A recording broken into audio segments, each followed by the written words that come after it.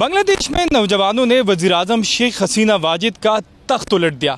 بنگلہ دیش کی بدلتی سیاسی صورتحال جنوبی ایشیا کی سیاست پر کیا اثرات مرتب کر سکتی ہے، آئیے جانتے ہیں اراکین پارلیمنٹ سے۔ بنگلہ دیش، افغانستان اور پاکستان میں ایک ہی موسم ہے، ایک ہی ماحول ہے، ایک ہی چیز ہے، اور وہ میں سمجھتا ہوں سب کے لیے ایک کلیئر کٹ میسیج ہے۔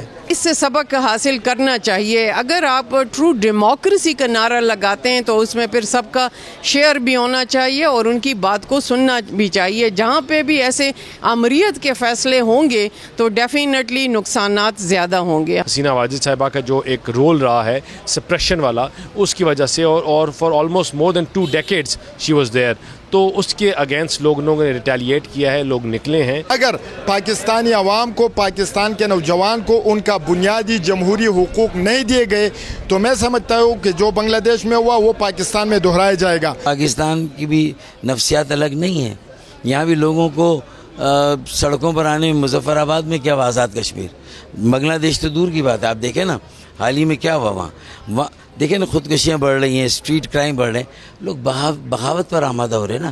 حکومتی اراکین پارلیمنٹ کا کہنا ہے کہ بنگلہ دیش میں شخصی آمریت قائم تھی، جبکہ پاکستان میں جمہوری ادارے فعال ہے، جبکہ اپوزیشن اراکین پارلیمنٹ کا کہنا ہے کہ بنگلہ دیش میں نوجوانوں کی مزاحمت خطرے کی گھنٹی ہے، کیونکہ وہ کسی بھی ملک میں مزاحمت سے اپنی تقدیر بدل سکتے ہیں۔